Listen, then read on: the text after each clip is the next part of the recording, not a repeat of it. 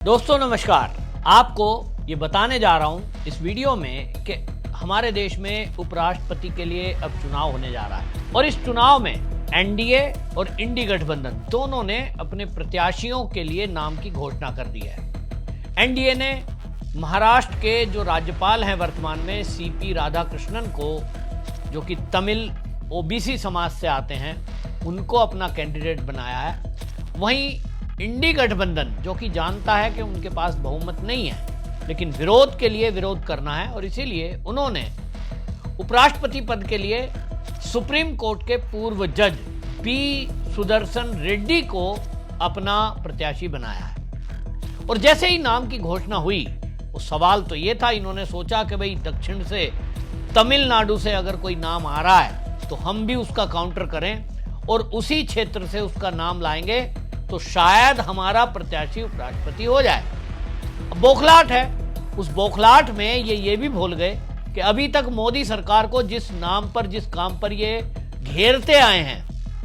मोदी पर आप देखिए 2014 के बाद मोदी सरकार पर पूरे इंडी गठबंधन और खासतौर पे कांग्रेस ने ये आरोप लगाए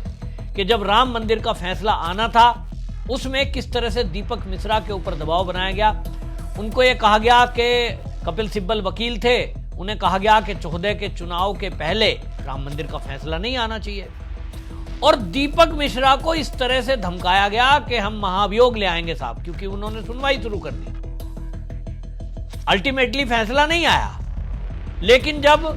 आप देखें कि अगले सीजीआई आए और गोगोई साहब ने इस मामले में जब फैसला देने की बात आई, और फैसला तो सर्वसम्मति से दिया, 5 जजों की बेंच थी, लेकिन उनके ऊपर आरोप लगाने शुरू करे और कपिल सिब्बल ने मीडिया तक में कहा कि कोई सौदा हो गया होगा, राज्यसभा की सीट की बात हो गई,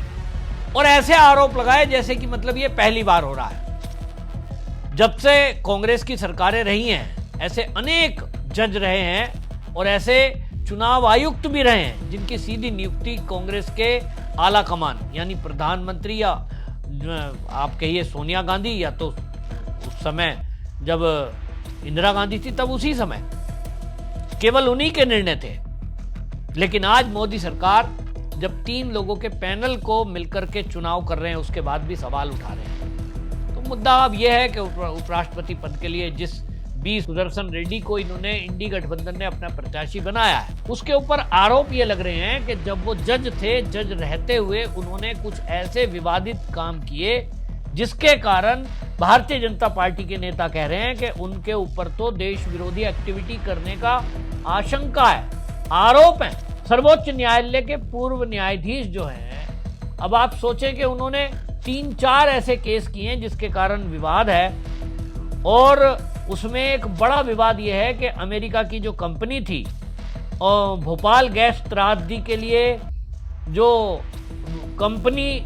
दोषी पाई गई थी, उसके ऊपर केस चला, यूनियन कार्बाइड, और केस चलकर जब उस केस में सुनवाई होनी थी, उसकी अपील की गई, तो उस अपील को इन जज साहब ने जज रहते हुए,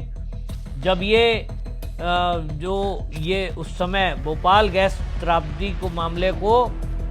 मुख्य अभियुक्त जो था वारेन एडरसन, उसके खिलाफ इनके पास याचिका आई और उस याचिका को सुनने से मना कर दिया, रद्द कर दी याचिका। फिर वो फायदा मिल गया और वो विदेश में भाग गया। इसी तरह दूसरा इनके ऊपर आरोप है कि जब ये सुप्रीम कोर्ट में न्यायाधीश थे, उस समय इन एक जो है छत्तीसगढ़ में माओवादी विद्रोहियों और आदिवासी युवाओं को, ये जो है जो नक्सली थे, उनके खिलाफ लड़ने के लिए सरकार ने एक ये तय किया कि जो वनवासी लोग हैं उन्हीं के युवाओं को हथियार चलाने की ट्रेनिंग दी जाए ताकि वो माओवादियों का मुकाबला कर सकें। जो एक समानांतर सरकार वहाँ चला रहे थे, उसको रोकने के लिए पुलिस से मिलकर केंद्रीय सुरक्षा बलों के सहयोग में जब ये काम करें, क्योंकि वहाँ ये देखा जाता था कि कोई मुखबिरी अगर कर दी है, किसी ने खबर बता दी कि यहाँ पे जो है माओवादी लोग, यहाँ पे नक्सली लोग ठहरे हुए हैं, तो नक्सली उसको बाद में आके मार देते थे कि भाई आपने हमारी जानकारी पुलिस को दी, इसलिए पूरे परिवार को मार दो, हत्या कर दो।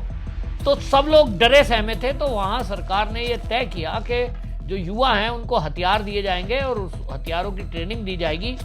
और पुलिस के साथ मिलकर के एक अभियान चलाया जाएगा जिससे नक्सलियों को खत्म किया जा सके। लेकिन ये जो है जज साहब थे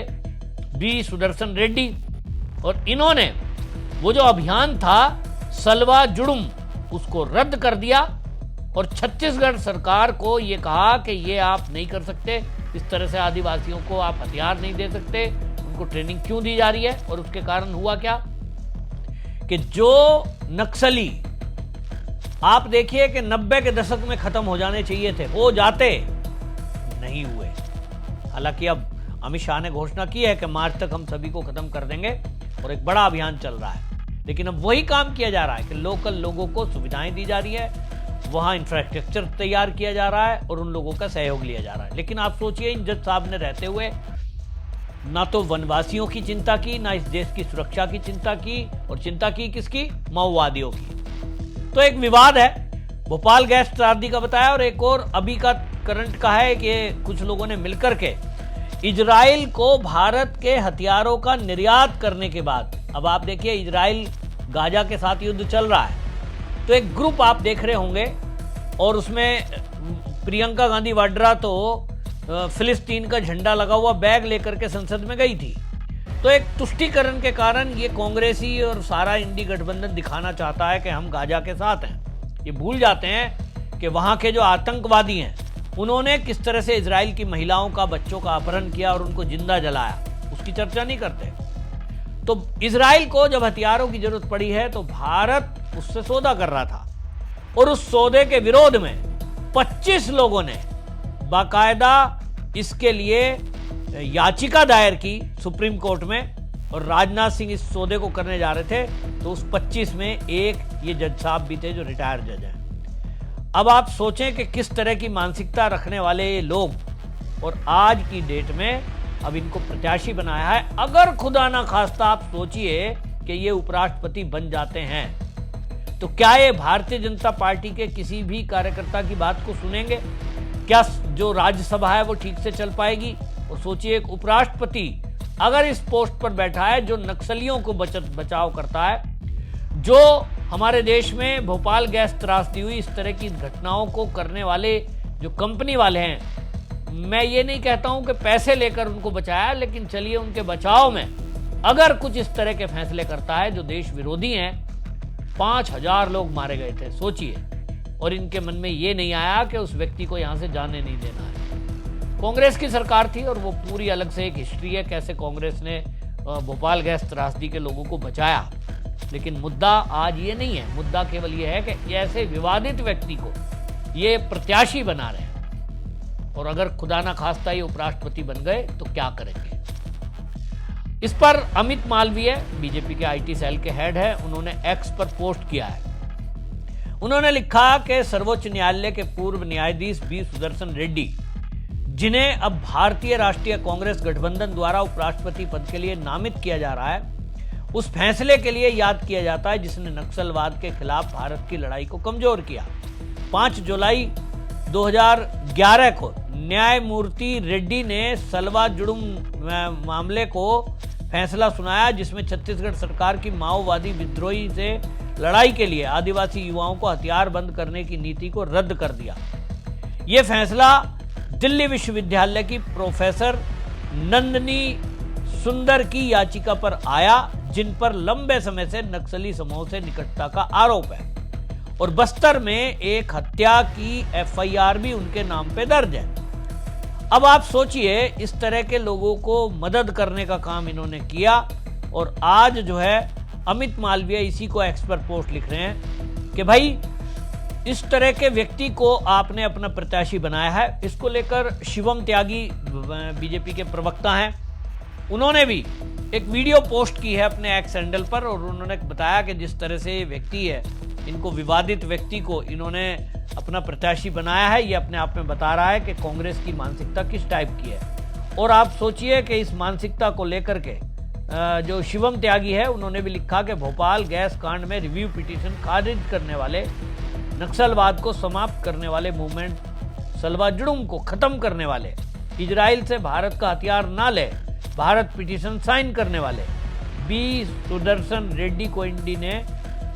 उपराष्ट्रपति पद का उम्मीदवार बनाया है। इंडिपेंडेंट जुडिशरी का रोना रोने वाली कांग्रेस की दोगली राजनीति देखिए कि पूर्व जज को ही उपराष्ट्रपति पद का उम्मीदवार बना दिया। तो मतलब उपराष्ट्रपति के चुनाव के पहले ही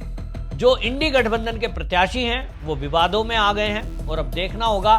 कि चुनाव का परिणाम क्या होता है। लेकिन इतनी बात तो तय है कि ये जो इंडी गठबंधन है और खासतौर पे कांग्रेस, इनकी मानसिकता का इस प्रत्याशी बनाने से साफ साफ पता लगता है कि इनकी मानसिकता किस प्रकार की है। आपकी इस पर क्या राय है, कमेंट में जरूर लिखें। वीडियो को शेयर जरूर करें ताकि देश को पता चले कि कितने खतरनाक लोग ये विपक्ष में बैठे हैं और कांग्रेस जो मोदी पर आरोप लगाती थी आज उनका चेहरा सामने आ गया है कि किस तरह से न्यायपालिका में उन्हीं के लोग आज भी बड़ी संख्या में बैठे हुए हैं। वंदे मातरम।